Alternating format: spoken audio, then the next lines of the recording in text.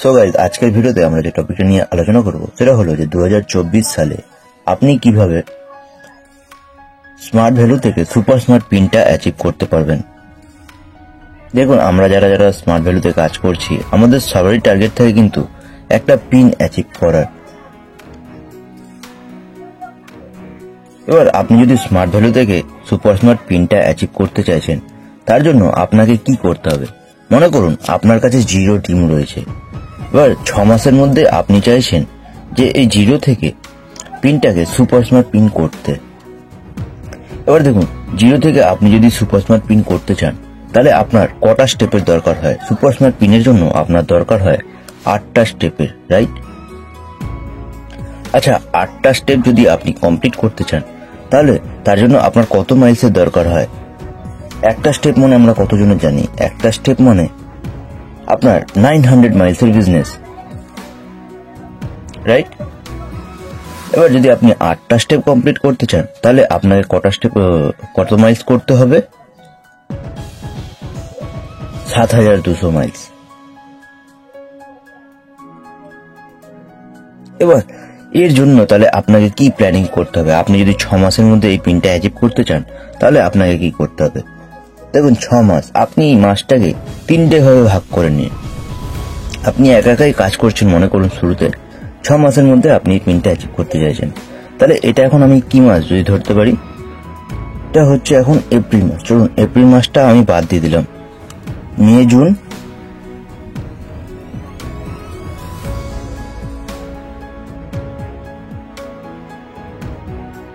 July, August and September, October, right? এই 6টা মাসের মধ্যে আপনি সুপার স্মার্ট পিনটা অ্যাচিভ করতে চাইছেন। আচ্ছা, এবার এইখানে আপনার খালি টার্গেট যেটা থাকবে, প্রথম যে 2টো মাস, সেই 2টো মাসে আপনাকে খালি 2টো স্টেপ কমপ্লিট করতে হবে। সেকেন্ড 2টো মাসে আপনাকে যেটা করতে হবে সেটা হলো খালি বাস 3টে, আর এই মাসে তো আপনার টার্গেট থাকবে 4টে স্টেপ। কিভাবে করবেন? প্রথম যে 2 মাসে আপনি 2টো স্টেপ কমপ্লিট করবেন কি করে?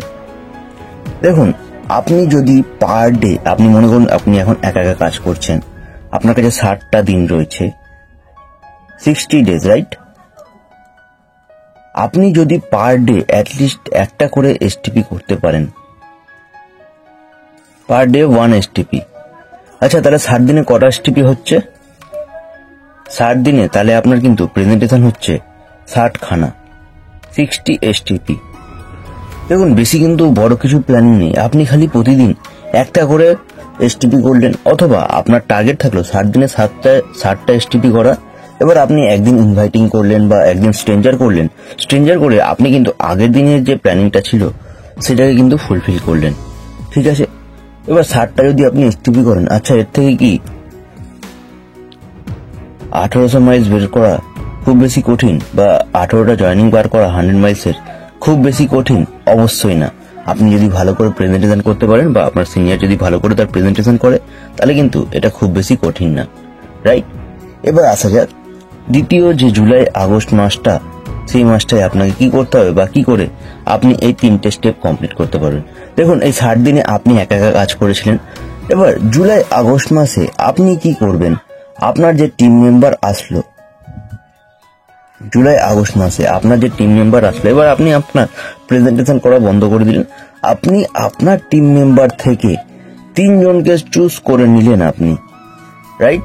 তাদের মধ্যে থেকে আপনি কি করালেন, যে মাসে 15টা করে প্রেজেন্টেশন করালেন। প্রথম মাসে 15টা, কারণ নতুন তারা তো শিখতে হবে। মানে প্রথম মাসে আপনি তাদেরকে দিয়ে কটা প্রেজেন্টেশন করালেন? 3 × 15 = 45। সেকেন্ড মাসে 3 × 15 = 45, রাইট? আচ্ছা, তার টোটাল কটা প্রেজেন্টেশন হলো? 90টা প্রেজেন্টেশন হলে, আচ্ছা, আপনার কি এখান থেকে 3টে স্টেপ বের করা খুব বেশি কঠিন? মানে 30 জনে আপনার খালি 9 জনের জয়েনিং ধরা হচ্ছে এভারেজে, যেটা আমাদের ধরা হয় 10 জনের মধ্যে 3 জন, এভারেজ সেই হিসেবটা ধরেই কিন্তু চলা হচ্ছে। আচ্ছা, এখানে যদি 90 জনের মধ্যে 3টে স্টেপ বের করা কি খুব কঠিন? অবশ্যই না। আপনি যদি ভালো করে করতে পারেন, তাহলে কিন্তু এই জায়গাটায় আপনি আসতে পারবেন। চলুন এবার আসা যাক সেপ্টেম্বর, অক্টোবর। দেখুন, আপনার কিন্তু টিম রানিং হয়ে গেছে, এদেরকে কিন্তু কাজ করা শিখিয়েছেন, আপনার কাছে 18 জনের জয়েনিং এসছে। তারপরেও আমি বলছি যে আপনি খালি এদের থেকে 3 জনকে নিয়ে কাজ করেছেন, বাকি 15 জন মনে করুন কাজই করেনি। আচ্ছা, এবার আসতে লাস্ট যে সেপ্টেম্বর অক্টোবর মাসটা, ঠিক আছে, সেপ্টেম্বর অক্টোবর মাসেরটা মানে আপনি এই মাসে 4টে স্টেপ কমপ্লিট করবেন কি করে।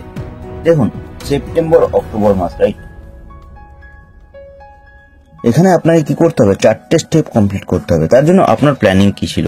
দেখুন, গত মাসে আপনার কাছে করা ডিডি এসেছিল 27টা, আপনি এর মধ্যে থেকে মাত্র 8 জনকে বেছে নিন।